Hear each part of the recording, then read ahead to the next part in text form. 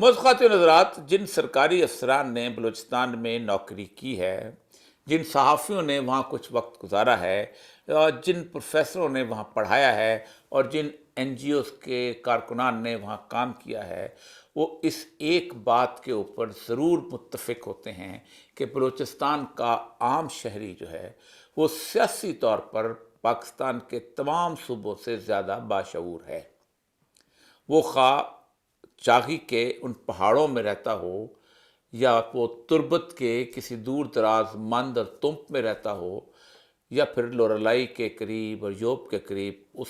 علاقے سے رہتا ہو جو وہاں پر افغانستان سے منسلک ہے۔ ان کو ارد گرد کے علاقائی حالات کا بھی اور عالمی حالات کا بھی، پنجاب، سندھ اور اس طرح کے علاقوں میں، سیٹل علاقوں میں بسنے والوں سے بہت زیادہ پتہ ہوتا ہے۔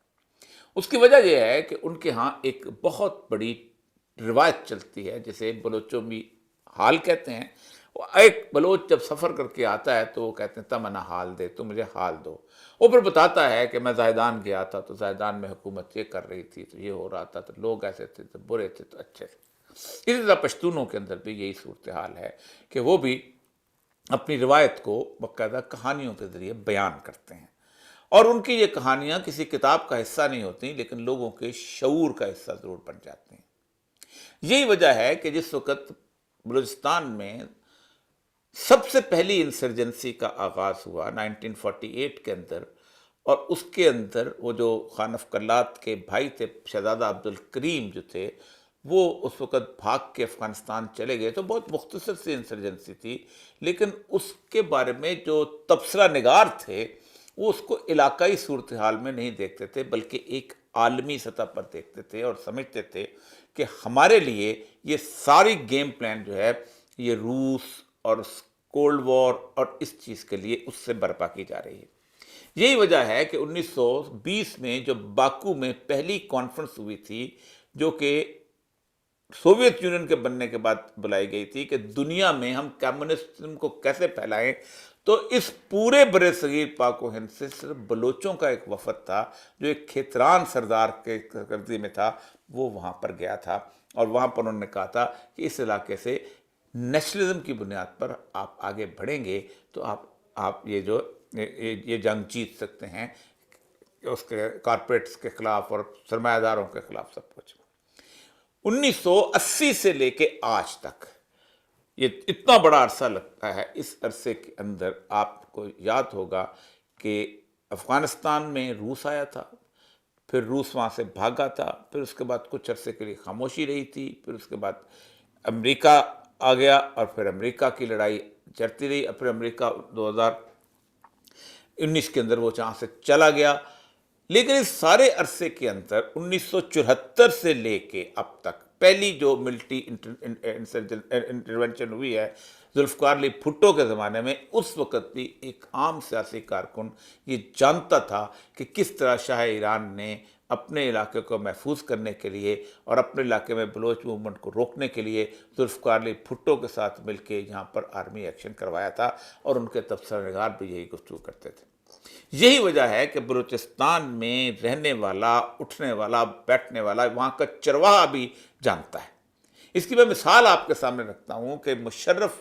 نے جس وقت ان 7 کے 7 پوائنٹس جو ہیں ان کے اوپر اس نے مان لیا تھا، جو اس کو جب 9/11 کے بعد کہے گئے تھے، اور جس کے بارے میں جارج ٹیننٹ جو سی آئی اے کا چیف ہے وہ بھی یہ سمجھتا تھا کہ ہم نے 7 پوائنٹس رکھ دیے ہیں، مطالبے کر دیے ہیں، 3 مانیں گے زیادہ سے زیادہ، لیکن مشرف نے 7 کے 7 مان لیے تھے۔ تو اس وقت مشرف نے ایک گفتگو کی تھی، اس نے کہا تھا افغانستان میں اب امریکہ آ گیا ہے، اب آنے کے بعد جو اس میں حکومت بنے گی وہ ہم سے پوچھ کر بنے گی۔ لیکن بلوچستان کے چپے چپے میں لوگ اس بات سے آشنا تھے کہ مشرف کو شاید کچھ نہیں پتا کہ عالمی صورتحال کیا ہونی ہے، کیونکہ ان کو شمالی اتحاد کے لوگ اور وہ لوگ جو امریکہ کے عشیرباد سے آئے تھے، اور وہ ایرانی اور انڈینز جو تھے، وہ ظاہر وہاں جو احمد شاہ مسعود کی اس کو اور عبداللہ کو لے کے آ رہے تھے، وہ کہتے تھے ہم حکومت بنائیں گے،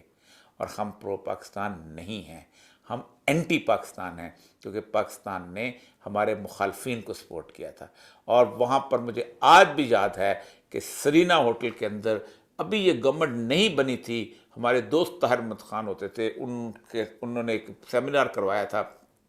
بہت زبردست سینیٹر ہوتے تھے وہ، تو اس میں ایک عام رائے پائی جاتی تھی کہ مشرف کو نہ علاقائی پالیٹکس کا پتہ ہے اور نہ عالمی پالیٹکس کا کچھ پتہ ہے، اور یہ صرف امریکہ کی اس کے اوپر جسے کہتے ہیں اپنے یاد دہانیوں کے اوپر یا اس کے کہنے کے اوپر کہ ہم تمہاری مرضی سے پوچھ کے لگتا ہے۔ پھر اس کے بعد جو صورتحال وہی ہوئی، آج بھی پوری دنیا بدل رہی ہے۔ یعنی میرے سامنے اس وقت یہ ساؤتھ ایشین نیشنز ٹرمپ، یہ جو اب دیتے ہیں how the world change in month, Trump نے کر کیا دیا ہے پوری دنیا کے اندر، اور پوری دنیا how the Trump has already change the world. یعنی اس 2 مہینے کے اندر ٹرمپ نے پوری دنیا کے ان سارے الائنسز کو ہلا کے رکھ دیا ہے۔ پوری دنیا سوچ رہی ہے کہ ہو کیا رہا ہے، ہم کریں گے کیا، اس کا ہماری ذاتی زندگی پہ کیا اثر ہوگا، ہماری سیاسی زندگی پہ کیا اثر ہوگا، ہماری پالیٹکس پہ۔ ہم وہ لوگ ہیں کہ جو سمجھتے ہیں کہ نہیں، ہم تو ویسے ہی ہیں جیسے چلتے آئے تھے، وقت آئے گا تو دیکھا جائے گا۔ ایسے سینیریو کے اندر پاکستان جو ہے اس کی جو انتظامی مشینری میں کام کرتے رہے ہیں، جیسے ویسے مجھے بھی ایک 32 سال کا تجربہ ہے، اور جیسے میں کوئی اتنے فخر سے بیان نہیں کرتا، ان کے ہاں ایک لفظ بڑا عام سنا جاتا ہے اور وہ بار بار کہتے ہیں ہم نے قابو پا لیا ہے، حالات ہمارے کنٹرول میں ہیں، ہم نے یہ کر دیا۔ یہ دعوے ہم نے بے شمار دفعہ سنے، اتنی دفعہ سنے ہیں کہ آپ سوچ نہیں سکتے۔ ہم نے دہشت گردی کی جنگ پر قابو پایا، پہلے تو یہ تھا کہ دہشت گردی کی جنگ ہماری نہیں ہے، پھر دہشت گردی کے خلاف جنگ ہماری ہو گئی، پھر ہم نے دہشت گردی کی جنگ پہ قابو پا لیا، پھر دہشت گردی کی جنگ دوبارہ نکل ہے۔ یہ بار بار ہوتا رہتا ہے، چلتا رہتا ہے۔ بلوچستان کے اندر اس وقت جو سچویشن ہے، اس سچویشن کے بارے میں مولانا فضل الرحمان نے جو تبصرہ کیا ہے کہ 7 اضلاع ایسے ہیں کہ جن کے اندر وہ اگر کسی وقت بھی آزادی کا اعلان کر دیں مسائل بن جائیں گے، یہ انہوں نے بڑا چھوٹا تبصرہ کیا ہے۔ بلوچستان کے اندر ہماری پالیٹکس جو ہے وہ ہمیشہ اینٹی پیپل رہی ہے، نہ صرف ہماری بلکہ ہم سے پہلے بھی۔ یہ پالیٹکس ہمیں ورثے میں ملی تھی، یہ گورے نے ہمیں ورثے میں دی تھی، اور گورا یہ چاہتا تھا کہ یہ بلوچستان کا علاقہ جو اوپر سے یوب کے فورٹ سنڈیمن اس کو کہتے تھے، وہاں سے شروع ہوتا ہے اور رباط کے کونے تک، یہ جو کونا ہے جہاں افغانستان، ایران اور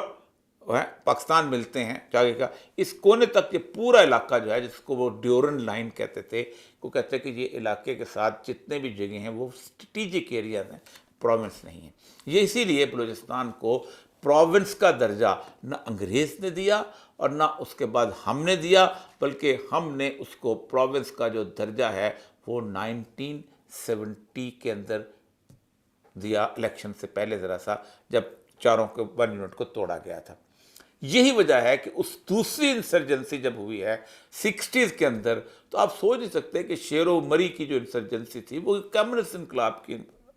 انسرجنسی۔ شیر محمد مری صاحب سے جب ہم باتیں کرتے تھے، ملاقات کرتے تھے، تو وہ کہتے تھے کہ میں تو بیسیکلی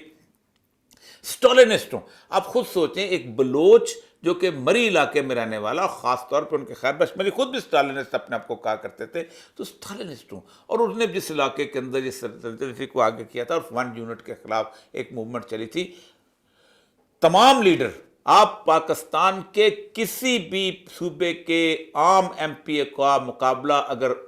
بلوچستان کے لیڈر سے کریں گے تو آپ کو پاکستان کے صوبے کے وہ MNA MP جو ہیں وہ جاہل نظر آئیں گے۔